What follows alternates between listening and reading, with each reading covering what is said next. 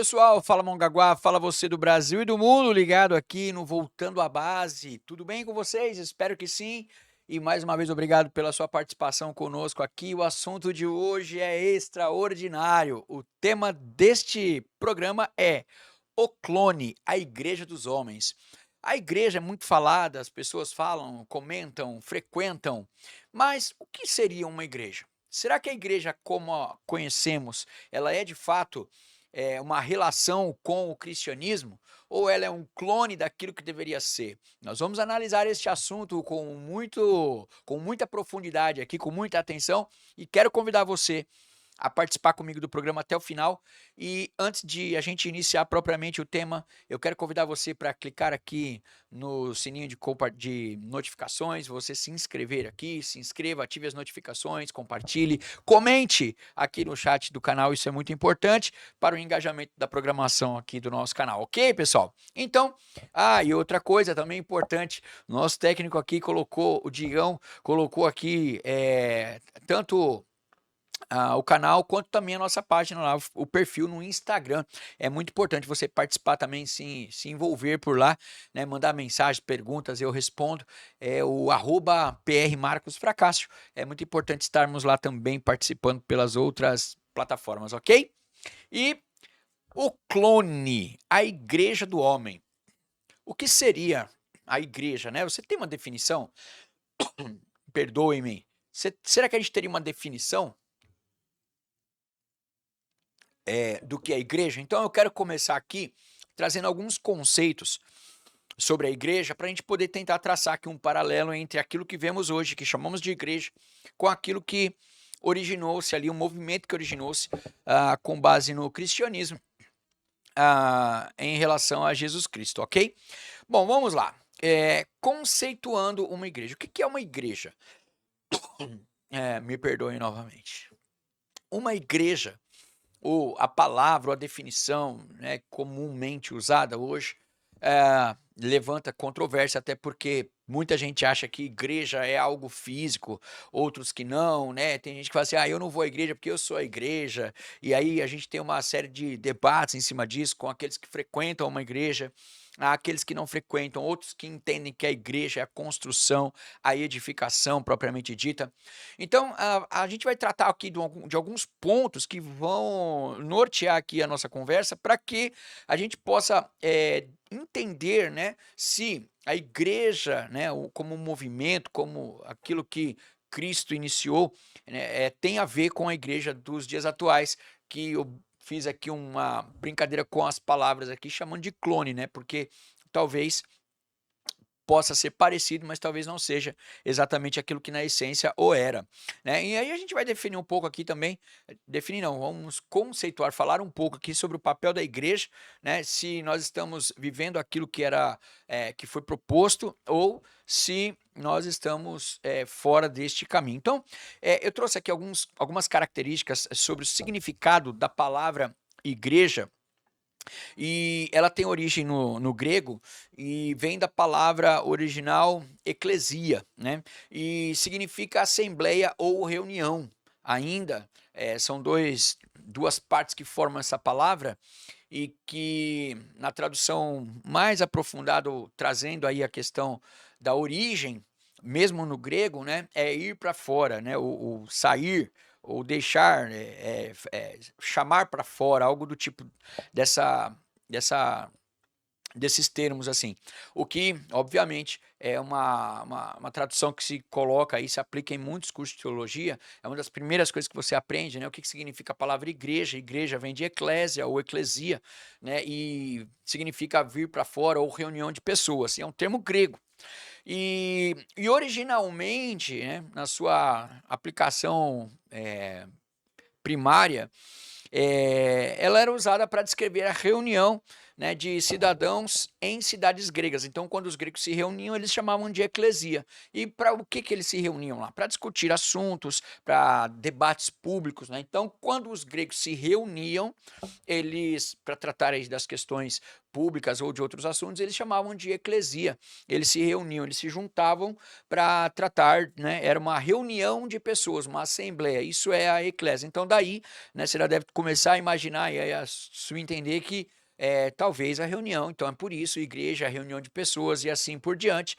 E a gente vai, obviamente, aprofundar um pouco mais, né? Por que que eu digo que a gente vai aprofundar um pouco mais? Porque no contexto do Novo Testamento, a palavra foi adotada para se referir à comunidade de pessoas que seguiam a doutrina de Cristo, um pouquinho diferente, né, daquilo que os gregos originalmente utilizavam, ainda se apropriando, né, do significado de reunião, de assembleia, porém a dos gregos eram para uma outra finalidade, né? E aí a gente vai ver que no Novo Testamento esta mesma palavra é ainda utilizada para reunião, né? Porém de pessoas agora que estavam ali para discutir, debater, aprender, ensinar, falar sobre as doutrinas de Jesus. Então, assim, o significado original de igreja se refere, né, enfim, a um grupo de pessoas civis ou religioso. Então, a definição, né, literária, a definição dentro da palavra em si, sobre a palavra em si, né, é uma questão de reunião. E aí a gente vai avançar um pouco mais para poder compreender, né, qual é o contexto, dentro do contexto cristão, dentro do contexto do Novo Testamento, por que, né, se as escrituras, né, foram aí escritas aí em toda a sua história do Antigo Testamento com os judeus, por que se usou uma palavra grega para definir igreja? E é isso que nós vamos a partir de agora, nos aprofundarmos um pouco mais para entender, além da questão do conceito da tradução ou do significado da palavra, né, a gente vai perceber por que, que essa tradução, ou esse significado, entre aspas, simples, foi aplicado à igreja, sendo que era um termo grego. E aí é o meu convite para você ficar comigo até o final, e eu tenho certeza que você que é cristão, você que não é cristão, você que é ateu, você vai se surpreender com o conteúdo disso daqui. Isso é importante porque também. Porque muita gente, né, eu queria falar isso só no final, mas já me veio à mente agora, muita gente, né, atribui à igreja alguma forma de relacionamento espiritual, né? Outros ainda entendem que o estar numa igreja ou frequentar uma igreja é um ato simples e puro religioso, é uma confissão de fé, né? Outros ainda entendem que é um tipo de busca de alívio para a alma, para o espírito, né? Como eu já comentei aqui em outros programas, né? O ex-governador, por exemplo, de São Paulo, à época das restrições pandêmicas, né, queria liberar ali o uso de igrejas porque achava que era um reduto dos fiéis, né, sobretudo as pessoas que não tinham condições financeiras para passarem ali pelas dificuldades do momento de restrição de mobilidade. E aí a gente, né, vê que na verdade as pessoas fazem elas têm um certo conceito de igreja, talvez um tanto quanto distorcido, né, daquele que deveria, ou pelo menos daquele que mostra aqui nas escrituras, e é sobre isso. Então eu quero convidar você, crente, não crente, cristão, não cristão, você ateu, não importa qual é a sua religião, credo, ou se você não tem, eu acho que vale muito a pena aqui a gente tratar deste assunto, né, o significado de igreja. Então vamos avançar, neste assunto aqui e entender o que é a igreja, né? O que, que isso significa. Bom, a palavra eclesia, né, como eu já comentei aqui, ela já era usada antes do cristianismo para designar a assembleia de pessoas gregas, né? Até é interessante aqui porque a palavra igreja e eclesia, ela é para designar, é como se fosse o coletivo de pessoas, né? Porque é reunião ou assembleia. O professor e arqueólogo Rodrigo Silva deu um exemplo bem interessante, porque muitos hoje em dia colocam, né, a igreja sou eu, então eu não preciso ir a uma igreja porque a igreja sou eu. E uma forma, obviamente, bastante errônea e equivocada de tratar a questão de ser a igreja ou não, porque logo as pessoas dizem, a igreja somos nós, não é o templo, a igreja sou eu, então onde eu estiver é a igreja. E o exemplo que o arqueólogo Rodrigo Silva deu foi que uma abelha não forma uma colmeia, né? Então é bem por aí a questão. Então a igreja, ela somos nós quando nós somos a reunião. Então quando as pessoas se reúnem, né, em prol de um propósito, neste caso o cristianismo, então nós temos aí uma reunião não agora dos gregos para tratar de assuntos civis, mas uma reunião da eclesia, uma reunião de pessoas, de membros de congregação, de grupo para tratar de assuntos concernentes aí às doutrinas de Cristo, ok, pessoal? E No entanto, os primeiros cristãos adotam este termo, ou adotaram este termo para descrever, né, como eu acabei de explicar agora, a palavra eclésia em si, ou eclesia, para descrever a reunião daqueles que se reuniam em nome de Jesus, aqueles que seguiam Jesus, eles passaram ali a se reunir e o pessoal começou a chamar aquele grupo que estava reunido agora em prol ou em nome, né, ou para aprender sobre Jesus, também começou a chamá-los também de eclesia, ou com a tradução para a nossa língua, a igreja. Agora, por que os primeiros cristãos adotaram uma palavra grega para designar a igreja ou seguidores de Cristo? Por que que eles usaram a palavra grega? Eis aí a questão, e que vai abrir as portas para que a gente possa nos aprofundarmos, né, dentro, obviamente, voltando à base aqui, voltando à base, para que a gente possa voltar às escrituras e conhecer isso historicamente, compreendendo e entendendo por que que os gregos, ou por que que os escritores do evangelho chamaram aí a reunião de adeptos de Cristo, ou de seguidores de Cristo, de eclésia. Vamos ao texto para a gente poder entender o que diz aqui. Então, historicamente, né, bíblica ou historicamente, em Atos 6, a gente tem um texto aqui interessante que diz o seguinte, prestem atenção. Naqueles dias, ia crescendo o número de discípulos. Os judeus de fala grega, entre eles, queixando-se dos judeus de fala hebraica. Então, vou ler de novo aqui, ó.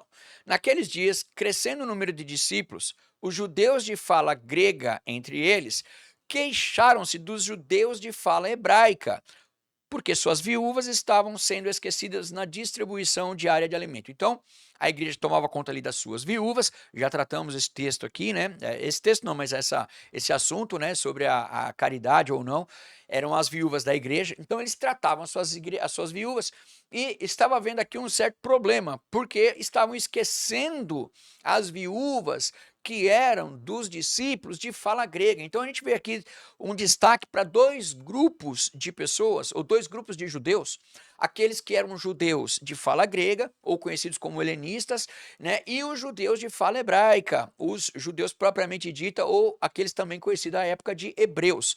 Então, o que que acontece? Um primeiro ponto aqui importante para a gente entender é que nós temos dois grupos de judeus, os helenistas, que foram criados, vividos, experimentados e tinham na cultura grega, né? Portanto, eram ali conhecidos como helenistas. E você tinha os judeus de fala hebraica, que eram os hebreus, e que mantinham, né, mais ali ao pé da letra ali as tradições judaicas. E quando estes, né, se juntaram, começou a ter um problema ali no livro de Atos, lembrando que o livro de Atos quem escreveu foi Lucas, um grego, um médico grego, e que escreveu o livro de Atos, além do livro de Lucas, obviamente. Aí, olha só, por conta deste problema aí logístico, né, de os hebreus ou judeus de fala hebraica estavam ali esquecendo das viúvas dos judeus de fala grega, ou os judeus helenistas, o que que aconteceu? Os 12 se reuniram, ou os 12 discípulos se reuniram e tomaram uma decisão. Eles disseram, olha, irmãos, ele chama todo mundo de irmãos, que eram todos ali convertidos ao cristianismo. Então ele diz assim, ó, irmãos, escolham entre vocês homens, 7 homens de bom testemunho, cheios do espírito de sabedoria. Verso 5. Tal proposta agradou a todos. Então, escolheram, aí eu vou falar nomes que vocês talvez já tenham ouvido falar dentro do cristianismo. Escolheram Estevão, escolheram Filipe, escolheram Prócoro, Nicanor, Timon, Pármenas, Nicolau, que era um convertido ao judaísmo proveniente da Antioquia. Então, olha só, o que a gente está entendendo aqui historicamente? Então, você tinha judeus que estavam convertidos ao cristianismo e que tinham uma origem de conversão ao judaísmo anteriormente. E esta conversão aconteceu na cidade de Antioquia, que também é um cenário aqui, um pano de fundo extraordinário que a gente vai abordar hoje aqui para poder compreender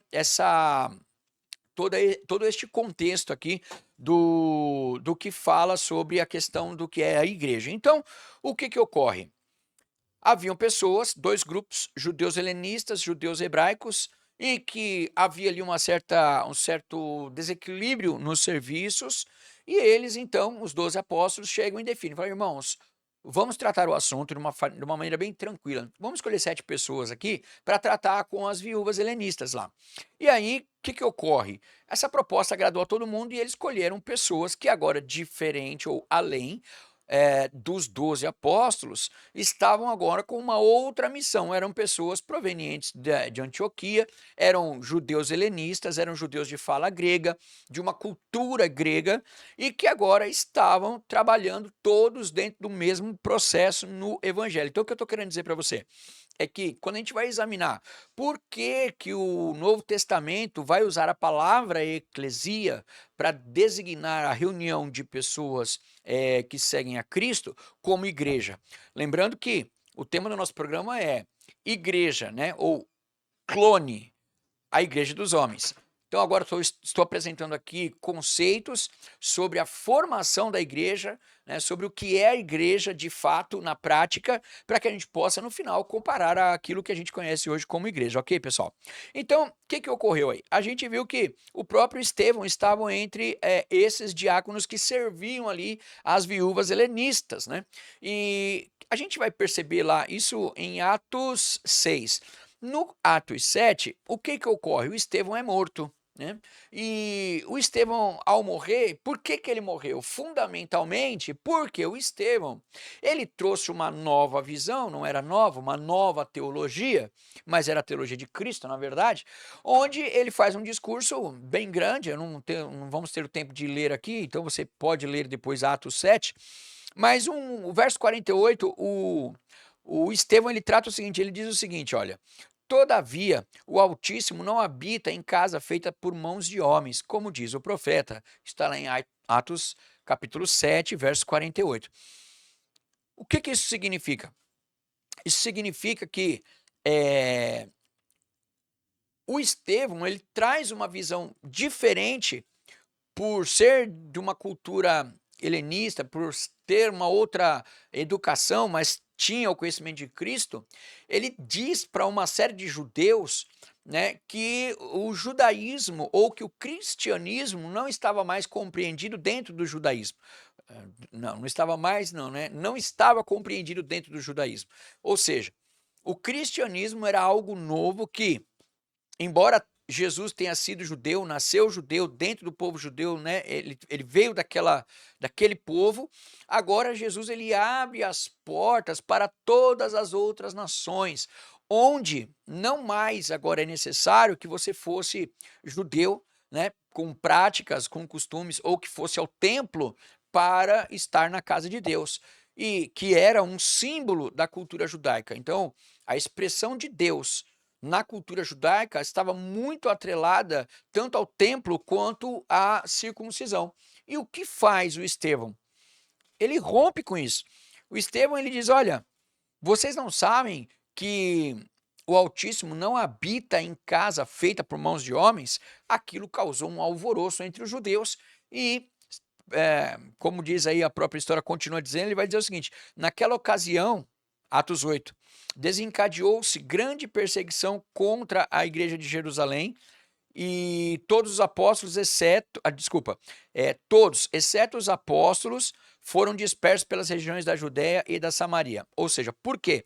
Porque quando o Estevão declarou estas palavras, despertou um ódio nos judeus, e esses, por sua vez, acabaram ali matando e apedrejando o Estevão. Então, as palavras de Estevão sobre o cristianismo, a palavra de Estevão rompendo com aquela teologia judaica, trazendo uma nova visão, trazendo a visão de Jesus sobre, né, porque Jesus tinha dito isso lá em Mateus, ele foi: "Eu vou destruir esse templo, em 3 dias eu reerguerei", então quer dizer, as pessoas ainda não tinham entendido muito bem, e o Estevão tinha, e aí o Estevão traz uma outra visão, e Estevão gera, né, a morte de Estevão, na verdade, gera ali em Jerusalém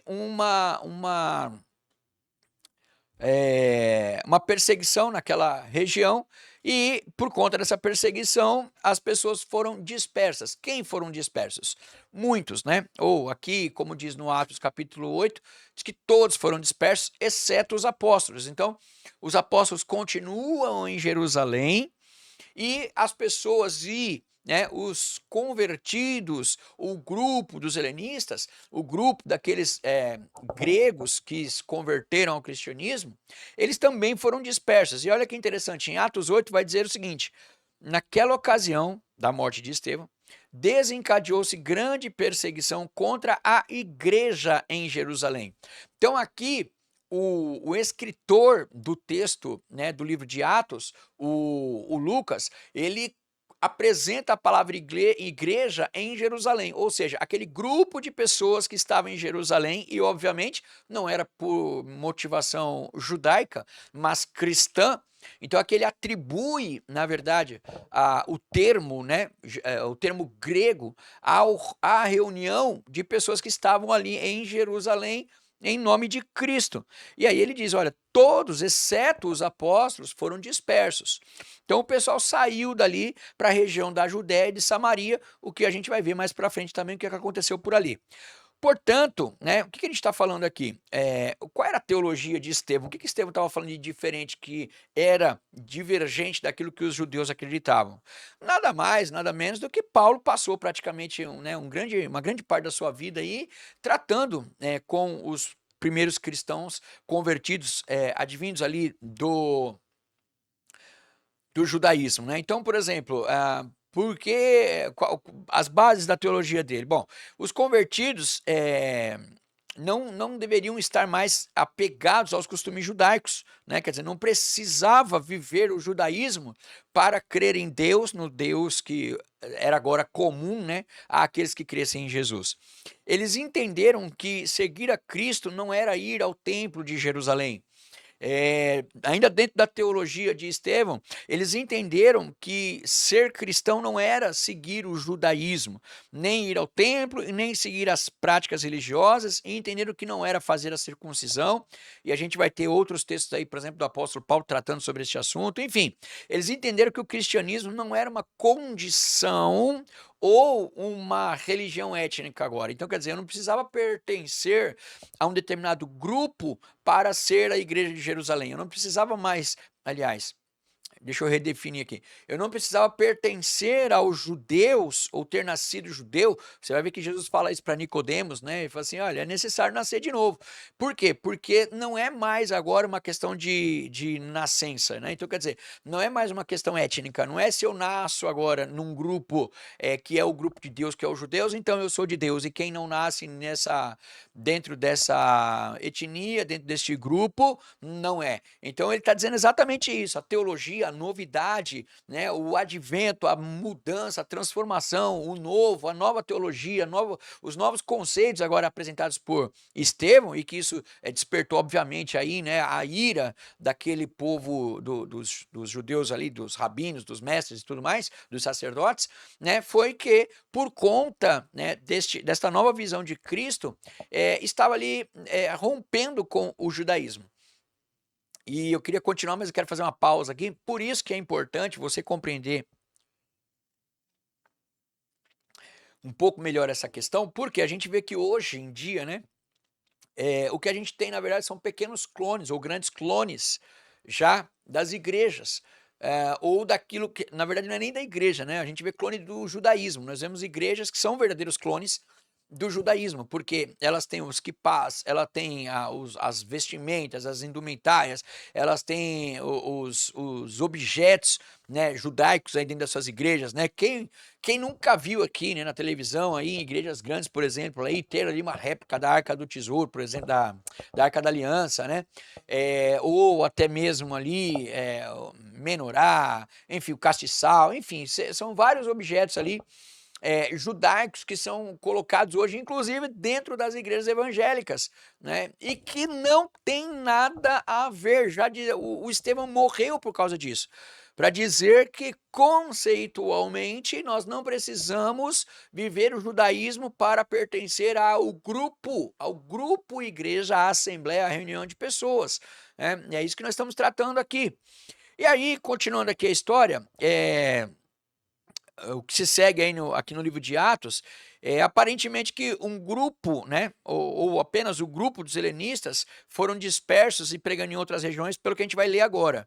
Então, assim, ali, embora no Atos 8 diga que todos foram dispersos, olha só que interessante que está em Atos 11, no verso 19, assim, ó.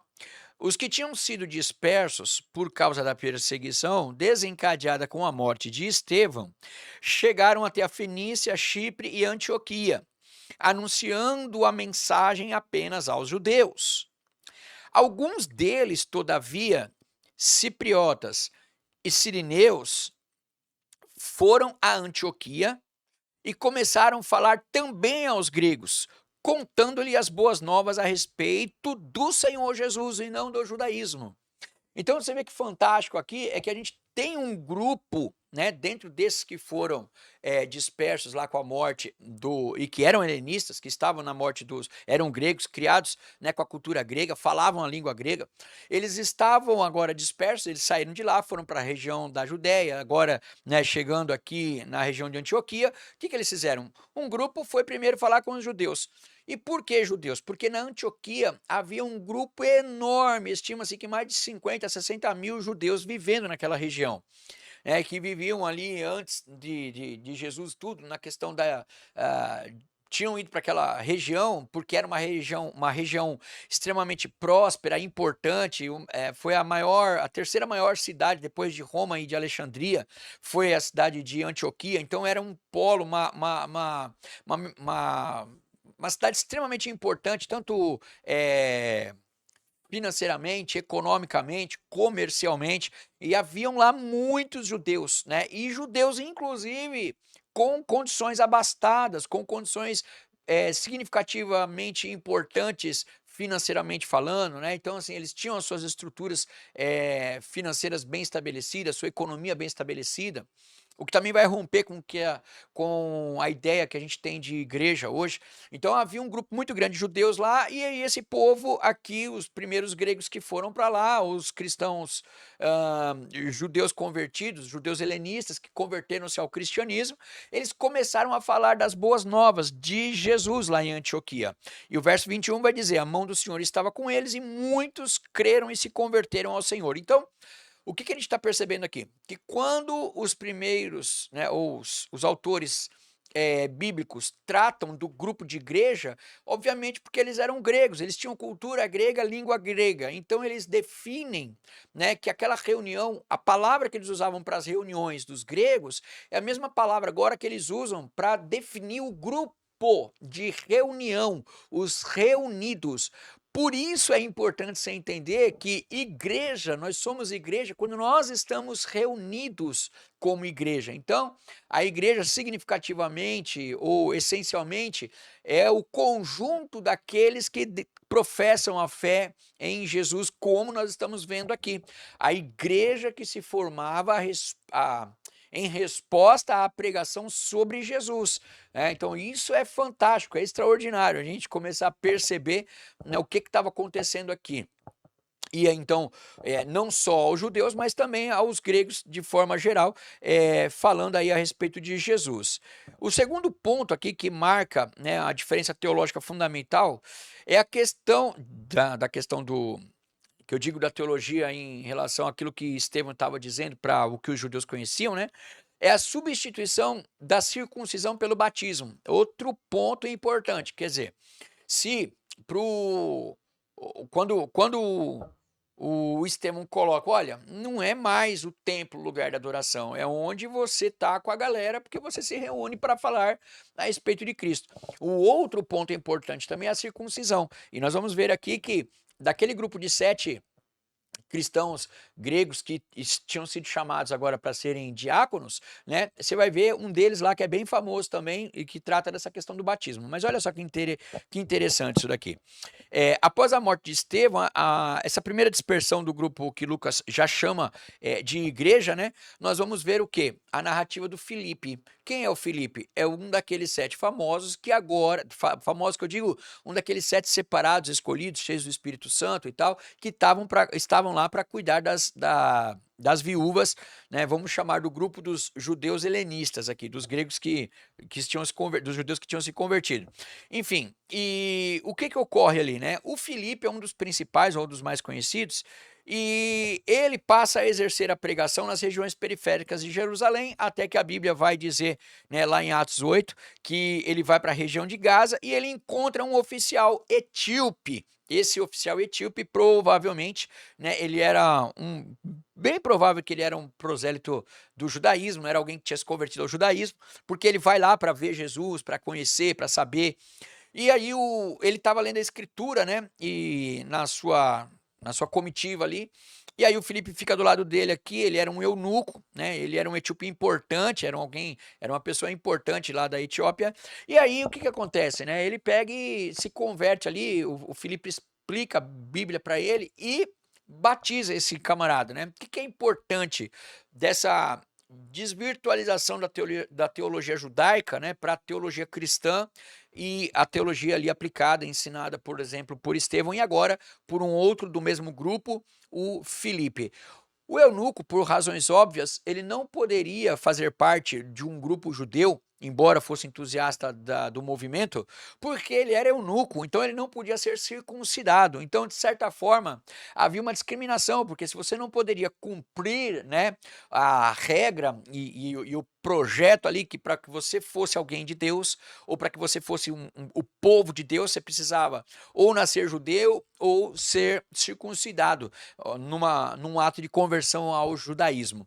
E agora, essa nova teologia, esse novo movimento, esse movimento cristão, o que Felipe faz? Ele fala assim, cara, você pode ser cristão sim, você quer Deus, então você vai ter Deus, você vai ser de Deus. Aí, então o que me impede de eu ser batizado? Nada, né? Então por quê? Ele era eunuco e impedia ele de ser circuncidado, por razões óbvias. E agora, no cristianismo, era aquele que tinha um movimento universalista que recebia qualquer pessoa de qualquer nacionalidade, de qualquer etnia, tornando essa pessoa, como disse lá Jesus para o Nicodemos, né, uma nova criatura, nascendo de novo. O batismo representava um novo nascimento, né, através ali do reconhecimento e arrependimento dos pecados. Então, o que ocorre aqui, né? Você vê que há um movimento totalmente novo e que, obviamente, né, despertou lá o problema tanto que o Estevão acabou morrendo por conta disso, mas o que eu estou querendo dizer para você? Olha o que era o trabalho da igreja. Então, o Lucas, ele chama de igreja aquelas pessoas que se reuniam por causa de Cristo, que se juntavam. Então, às vezes, eu vou ficar em casa, eu não vou na igreja, eu não quero ser igreja, ou a igreja sou eu. Isso não existe, porque a própria escritura chama de igreja aqueles que se reúnem. Se não há uma reunião, agora, obviamente vamos discutir aqui se a reunião que você está participando ela é correta, ela é adequada, ela é original, se ela é conectada à realidade das escrituras ou não. Então eu já quero adiantar para você aqui, talvez se você vai a uma igreja que ela vive com penduricalhos, né, com objetos, com indumentárias judaicas, eu tenho certeza que essa não é uma boa igreja para que você possa estar reunido, né? Então talvez ela seja um clone e não a eclesia. Talvez ela seja só uma igreja do Ocidente que está sendo aí clonada da igreja original, que é essa que os cristãos, né, entregavam ali, tinham a sua vida, tinham a teologia, tinham uma vivência, tinham uma vontade, tinha o ato, né, de compartilhar a boa nova do Senhor, como nós vimos aqui o Felipe fazer. Ok, pessoal? Tá acompanhando comigo o raciocínio aí? Fantástico essas coisas, não? Olha só, o que acontece aqui? O Filipe, ele não se importou, né, com os costumes judaicos, né, para poder apresentar Jesus, e ele inclui, né, esse homem que até então ali era de certa forma ali discriminado ali por conta da sua condição física. Agora ele podia ser um um cristão, ele podia ser filho de Deus, ele podia se tornar filho de Deus. Então, a disputa, né, na época era, olha, o judaísmo só é filho de Deus quem é judeu, e quem não é judeu e se converte ao judaísmo precisa passar pela circuncisão, mas se você é eunuco, como é que tu faz? Então, o que que é o rompimento aí, né? O Estevão rompe com a questão que era uma questão muito forte, né, do judeu em relação à adoração a Deus lá no templo, naquilo que estava construído, naquilo que era físico, que era templo, não era igreja, porque a igreja a gente já aprendeu que é a reunião daqueles que creem, ou a reunião de pessoas, neste caso, que creem em Cristo, né? E o Filipe aqui, sem mais delongas, ele substitui, né, o sacrifício da circuncisão pelo batismo. E aí o Filipe batiza lá o eunuco e o etíope, que fica feliz para toda a vida e se torna um cara de Deus e filho de Deus ali, adotado através de Jesus Cristo, né? Então, o que que acontece, né? Esse grupo dos 7 aí, eles meio que reinauguraram ou inauguraram uma, entre aspas, religião nova, ou um novo método de ser filiado a Deus. E aqui eu quero fazer um outro parênteses importante, porque assim, aqui no Voltando à Base, a gente tratou de várias religiões, inclusive tem um programa aqui fantástico, né, que é sobre a religião do ChatGPT. Depois você dá uma assistida, procura aqui nos links que vai ter, né, qual é a religião do ChatGPT, da inteligência artificial, né, a religião da inteligência artificial. Então, o próprio ChatGPT, ele diz, olha, todas as religiões têm a sua importância, e eu concordo, tá tudo certo. Agora, quando a gente trata de judaísmo, de Deus, quando a gente trata de cristianismo, o que que a gente percebe assim, né? A gente percebe que o Deus dos céus, que todo mundo supostamente conhece, ou este Deus famoso, ou o Deus que é Pai e é Pai de Jesus Cristo, né? O Deus que criou, o Deus criador, ele é um Deus que originalmente revelou-se ali, né, de certa forma aos hebreus, posteriormente aos judeus e tudo mais. E aí o pessoal judeu, eles tinham uma convicção muito clara que, de fato, Deus é o único Deus, que só existe aquele Deus e que qualquer outro relacionamento com qualquer outro Deus é paganismo. Então a própria escritura, ela trata que o relacionamento que as pessoas tinham à época do judaísmo com outros deuses, a própria escritura, o Antigo Testamento inteiro, ela vai tratar isso como paganismo, né? Ou até mesmo idolatria, dependendo do tipo de relação que as pessoas tinham com as entidades, ou com os deuses, ou com as divindades ali envolvidas no Antigo Testamento. Isso traz por base aqui, para a gente poder ter um ponto de apoio, né, que segundo o judaísmo, existe um único Deus, somente um Deus. E este único Deus, ou este Deus verdadeiro, esse Deus único, o Deus verdadeiro, ele anunciou, né, a vinda do Messias. E isso ocorreu em Cristo. Então, Jesus é o Messias prometido lá no judaísmo pelo Deus único, e se você acredita, se você não acredita, se você acha que é uma questão de fé ou não, a história conta a verdade, né? A história conta, no mínimo, os fatos. Se você vai atribuir isso a uma verdade ou não, é uma consciência que você pode, a sua consciência vai trabalhar sobre isso. É uma decisão que você vai tomar. Porém, o que o judaísmo está dizendo é que existe um único Deus, qualquer relacionamento com qualquer outra divindade é paganismo ou idolatria, e que este Deus prometeu um Salvador. E este Salvador é Jesus, e ocorreu, né? Embora há judeus que ainda não acreditam, ou não concordam, ou não aceitam o próprio Jesus. Porém, a história como um todo, ela vai falar, mesmo os judeus, né, que Jesus veio deles, mesmo entre os judeus, ainda que eles não tenham recebido, não é uma questão de crença, é uma questão de aceitação, tipo, eu não quero este, eu quero aquele, ou eu rejeito este, né, em detrimento a outro que vou esperar o outro, né, vou esperar um melhor, talvez.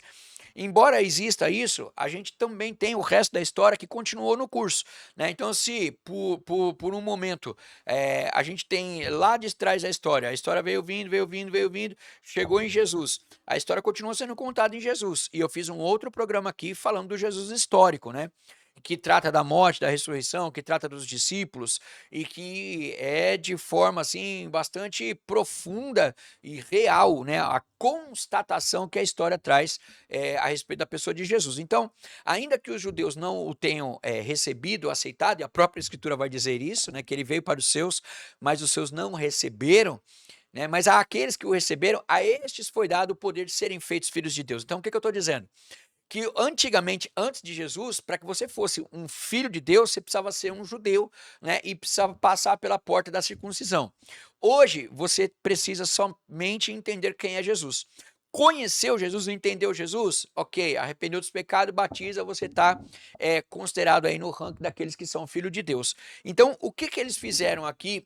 Estes, fundamentalmente, estes 7 diáconos da igreja, né? O que que eles estavam fazendo? Eles formaram aqui uma nova etapa disso que se chama hoje de religião cristã.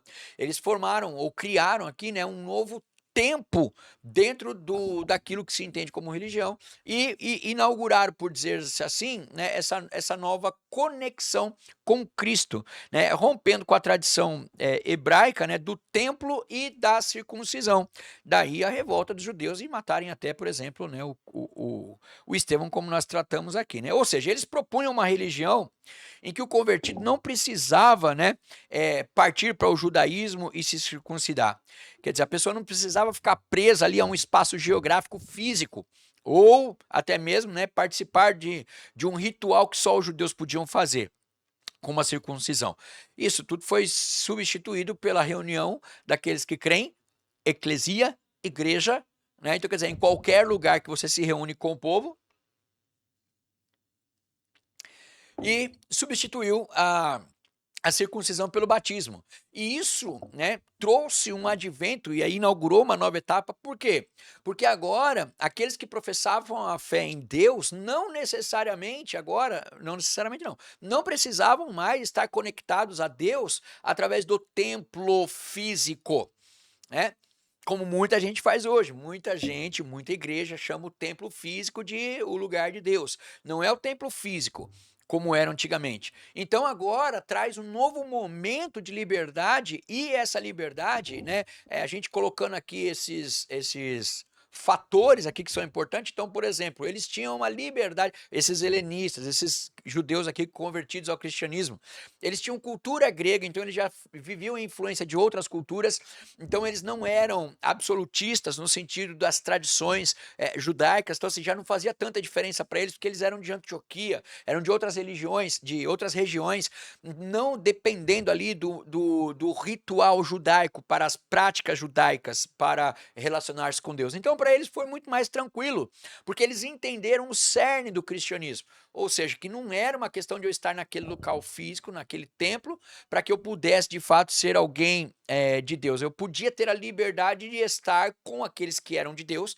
com os filhos de Deus, reunidos aonde? Na eclesia, reunidos aonde? Na assembleia, que era exatamente o que Jesus fazia, o que Paulo, por exemplo, também fez com maestria. Então, quer dizer, a gente agora vive um novo momento do cristianismo e que a partir daí que a cidade de Antioquia, né, onde eles estavam agora, começa a tomar força, começa a ganhar musculatura, começa a ficar forte. Você vai ver que isso aqui é interessante demais aqui.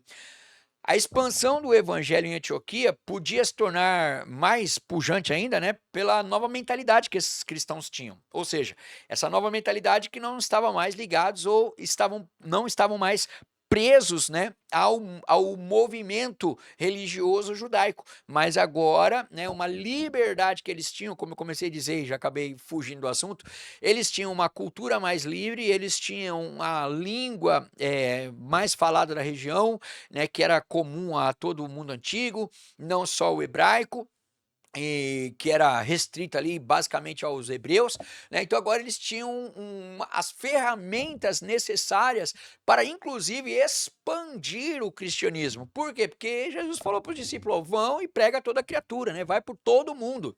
E para ir ao todo mundo não dava para trazer todo mundo para Jerusalém. Tipo, agora você é de Deus? Sou. Ah, você é de Deus por causa de Cristo agora até, mas tem que ir em Jerusalém, mas tem que ir batizar. Tem que circuncidar. Agora não mais. Então agora a gente não está mais preso a essas amarras. Então a gente tem a liberdade de se reunir como eclesia, como igreja, né, fora do território de Jerusalém. Isso não é fantástico a gente entender isso? Você está entendendo o que é a igreja? Então quer dizer, pessoas motivadas por Cristo que levam as boas novas aos outros e isso gera o crescimento do movimento cristão. Aí, o que a gente percebe aqui, né? Que essa mentalidade nova refletia inicialmente e obviamente, né, no fato de que a comunidade cristã de Antioquia podia aceitar também, né, a conversão dos gentios e de que estes possuíam o mesmo status de irmãos que os judeus convertidos ao evangelho. Ou seja, o cristianismo agora pregado em Antioquia, né, por esses judeus que tinham uma cultura helenística, eles traziam o evangelho de tal forma, assim como o apóstolo Paulo, de que aquele que era gentil, ou seja, que não era judeu, ele tinha o mesmo acesso ao Deus através de Cristo. Isso é a essência do cristianismo, é tornar-se filho de Deus através de Cristo. E é isso que as pessoas hoje não entendem, que é o trabalho da igreja. Então, o trabalho da igreja não é obra social, o trabalho da igreja não é ajuda aos pobres, o trabalho da igreja não é a cura, o trabalho da igreja não é mudar de vida financeira, o trabalho da igreja não é esse. O trabalho da igreja fundamentalmente é, né, aqueles que se dizem cristãos ou que se convertem ao cristianismo autêntico, ou seja, conheceu as estruturas das escrituras em Cristo, agora compreende que poderão ser tornados filhos de Deus, ou aqueles que ainda não foram, ainda tomando aquela base lá do passado que eu falei do Antigo Testamento, quer dizer, aquele que não é filho de Deus passa a ser filho de Deus agora. O pensamento até que é semelhante. Então, os judeus entendiam que não eram filhos de Deus os que não nasceram judeus. E os cristãos entendem que qualquer um pode se tornar. Eles concordam com essa verdade, mas eles dizem, olha, mas agora, embora nós não nascemos, porque o Deus é único, aquele Deus, então, embora aquele Deus que é único, que prometeu o Messias, né, e mandou, e de fato o Messias veio, ele está dizendo que através do Messias você também pode se tornar um filho de Deus. Então, esse é o cerne do que é a igreja. Esta é a estrutura ou a coisa mais importante que a igreja pode fazer, que é anunciar aos judeus, aos gregos, aos qualquer nacionalidade, qualquer cidadão do mundo, né, de que ele pode se tornar um filho de Deus, se tornar um filho de Deus através da adoção em Cristo. E é isso que nós vemos aqui, esses crentes judeus helenistas, né, trabalhando na cidade de Antioquia e fazendo com que este movimento crescesse, e cresceu tanto que chegou até os nossos dias, ok, pessoal? E o que nós vemos aqui, nesse relato ainda, né, de Atos, é que o aparecimento apenas desse grupo de helenistas, né, como disperso ou pregando em outras regiões, é que trouxe aí um fôlego. Olha só, aqui eu já li, só para dar sentido para você, eu vou começar de novo aqui o Atos 11, para falar a segunda etapa aqui. Então vamos lá, ó. Os que tinham sido dispersos por causa da perseguição desencadeada com a morte de Estevão, chegaram até a Fenícia, Chipre e Antioquia, anunciando a mensagem apenas aos judeus. Alguns deles, porém, cipriotas e sirineus, extremamente importantes também no cristianismo, né, foram a Antioquia. Olha lá, então uma parte ficou pregando para os judeus e outra. Eles foram a Antioquia e começaram a falar também aos gregos, os que não eram judeus, os que eram gentios, os que eram gregos, né? Contando-lhe as boas novas a respeito de Jesus. Eles estavam dizendo o seguinte: olha, agora você pode ser de Deus através de Jesus.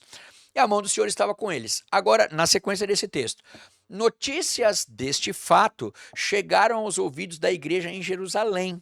Da igreja em Jerusalém. Atos 11, Lucas está escrevendo, notícias destas conversões, notícia desses judeus helenistas pregando aos gregos, chegaram à igreja de Jerusalém. Quem era a igreja de Jerusalém? A igreja de Jerusalém não eram judeus, judeus que praticantes do judaísmo, eram judeus convertidos ao cristianismo, que estavam agora reunidos como eclesia, né, como igreja em Jerusalém. Entende o significado, a importância, né, o sentido, a origem do que é ser a igreja? Olha só, então, notícias desse fato chegaram aos ouvidos da igreja de Jerusalém. E eles, a igreja de Jerusalém, enviaram Barnabé a Antioquia. Barnabé, ali chegando e vendo a graça de Deus, ficou alegre e os anunciou e os animou a permanecer fiéis ao Senhor de todo o coração. Então você vê, ó, quando a igreja que estava em Jerusalém, onde estavam os 12, ela vê que existe ali a conversão dos gregos, o que eles fazem? Eles mandam o Barnabé, que era de Chipre. Então eles mandam Barnabé lá. Barnabé, quando vê, o que, que ele fala para eles? Assim, ó, fiquem aí. Ele anima aquelas pessoas a permanecerem fiéis ao Senhor. Ao que Senhor? A Jesus. Então, ele diz, ó, continuem permanecendo aí fiéis a Cristo e falem dele, né? Continuem aí se reunindo como eclésia. Então você vê, eu estou falando para você aqui, eu estou trazendo para você aqui o nascimento da igreja, a origem da igreja, o que é a igreja de fato. Então, quer dizer, muita gente não quer se relacionar com a igreja porque às vezes não conhece, não tem ideia do que é a igreja. Para muita gente, igreja é reunião de alguns evangélicos. Para muita gente, igreja são as megas igrejas, entre aspas, né? Porque para ser igreja precisa ter essas características aqui, precisa permanecer fiel ao Senhor, fiel à sua palavra, precisa permanecer trazendo pessoas para o reino de Deus, para se tornarem filhos de Deus, né? E a última coisa que se fala hoje na grande maioria de lugares que se chamam de igreja, né? A coisa que menos a gente vê é fidelidade ao Senhor e o menos que a gente vê é a adoção de filhos. A gente vê muita coisa, menos essas duas coisas mais importantes aqui. Bom, aí ele falando aqui para terminar essa parte, ele fala assim, olha, ele era um homem, no caso o Barnabé, cheio do Espírito Santo e de fé, e muitas pessoas foram acrescentadas ao Senhor. Então olha a função da igreja, acrescentar pessoas ao Senhor. A função da igreja, ela não é mudar a perspectiva de vida do cara que chegou lá com as coisas desorganizadas, né? Então, quer dizer, a essência do cristianismo é Cristo. A essência da igreja é mostrar Cristo às pessoas, torná-las filhos de Deus e, e ensiná-las, né, a permanecerem fiéis a Cristo. Verso 25. Então Barnabé foi para Tarso procurar a Saulo. E quando encontrou Saulo, levou ele para a Antioquia. Olha como o negócio estava quente lá, né? As pessoas estavam se convertendo, tudo. O Barnabé olhou e falou, cara, aqui é bom demais o negócio. Estava cheio de Espírito Santo. Ele falou, vou trazer o Saulo aqui. Levou o Saulo lá. E durante um ano inteiro, o Barnabé e Saulo se reuniram com a igreja e ensinaram a muitos. Então, qual é a característica, ou quais são as características que definem uma igreja, né? A igreja, ela é definida pela reunião de pessoas que estão, ou que seguem a Cristo na sua essência, são fiéis aos ensinamentos de Cristo e se reúnem como Paulo ou Saulo, como Barnabé e como se reunia a igreja de Jerusalém. Então a igreja de Jerusalém, ela não é a igreja católica romana, a igreja de Jerusalém, ela não é a igreja de Pedro, a igreja, ela é a igreja, ela é a reunião daqueles que creem em Cristo, que permanecem fiéis ao Senhor e que acrescentam pessoas adotadas em Deus para que se tornem filhos de Deus. Essa é a função da igreja. E você vê que o próprio Lucas descreve, né, aqui no livro de Atos, ainda no capítulo 11, verso 26, ele diz assim, ó, assim, durante um ano inteiro, Barnabé e Saulo se reuniram com a igreja, ou com a eclesia, né, e ensinaram a muitos. Então, sobretudo, a igreja precisa ser um local de ensino. Sobretudo, a igreja precisa ter qualidade de ensinar os seus fiéis. E os fiéis não são da igreja, são fiéis ao Senhor. Então, você, meu querido pastor, você, meu querido líder, a tua obrigação deve ser de ensinar as tuas ovelhas, né, a seguirem o verdadeiro pastor, que é Jesus. Este é o ponto da igreja. E eu estou caminhando aqui para o final, diz assim ainda neste mesmo verso.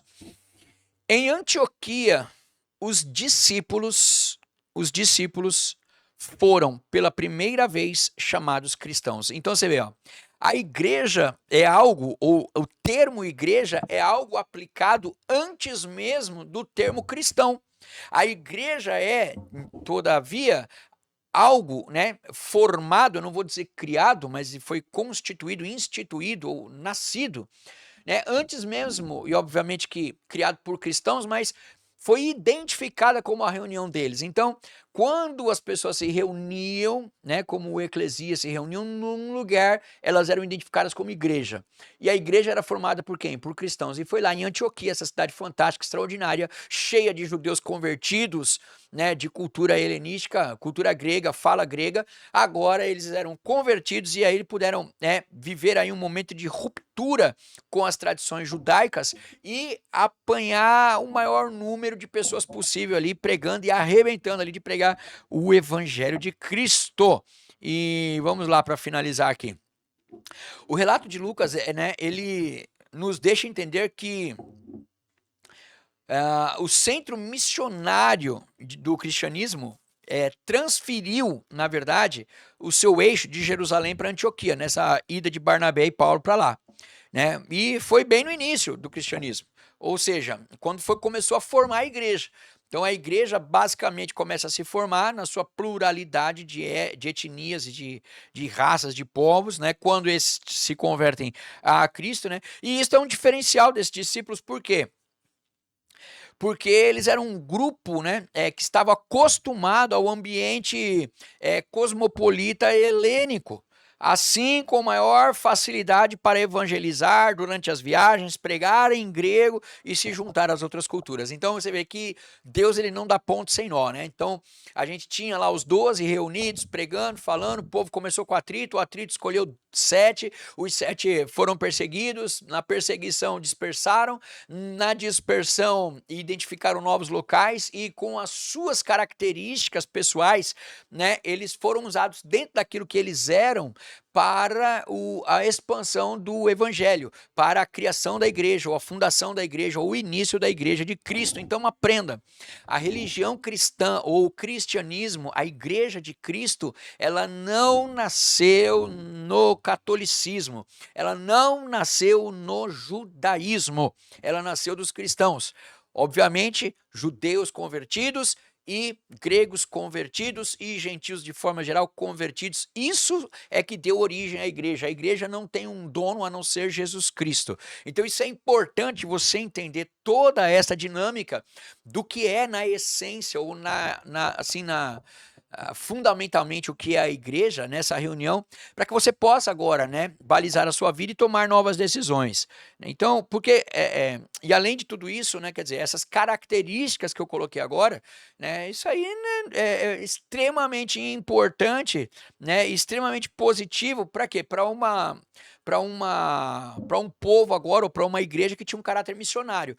Por que missionário? Porque agora saía pelo mundo e não mais conduzindo pessoas àquela região, né, mas fazendo discípulos onde quer que estivessem. É por isso que existe igreja no mundo inteiro, em todo canto praticamente existem igrejas. E concluindo e aplicando o programa de hoje, né, eu coloquei alguns pontos aqui que a gente pode tratar e você vir a refletir. Eu peço muito que você volte à base. Não precisa nem concordar com as minhas ideias, mas olha que interessante. O que a gente entendeu aqui? Que igreja não é uma religião para crer em algo. Aí eu vou conectar lá o início do programa, né? Clone, a igreja dos homens. Então, a igreja dos homens, ela quer te levar aquilo que é metafísico, aquilo que é subjetivo, aquilo que é experiência transcendente, além do corpo ou fora do corpo, né? Para que você possa aí exprimir, vivenciar experiências que são muito pessoais e que, na verdade, né, como eu digo, sempre são subjetivas demais. Não podem ser provadas, não podem ser refutadas, não, enfim, né, são experiências, né, banais ou experiências, enfim, abstratas, digo, não desqualificando, né, as experiências, mas é que não tem como você comprovar. Isso é o que a igreja, né, dos homens faz, né? Por exemplo, você vê hoje dentro das igrejas evangélicas o povo que pula, que roda, que grita, né? Onde está isso, né, nas escrituras? Não existe, né? As igrejas que têm aí o seu culto aí, né?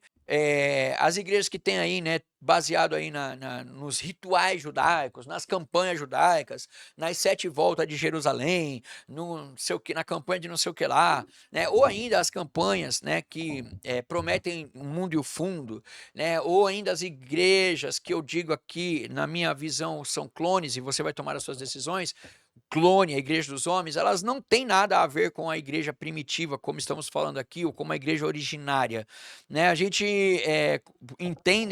entende através desse programa hoje, que igreja não é um lugar para encontrar o Salvador da pátria, mas é um lugar onde eu aprendo sobre Cristo, me torno filho de Deus, sendo fiel a Jesus e compartilhando o ensinamento de Jesus.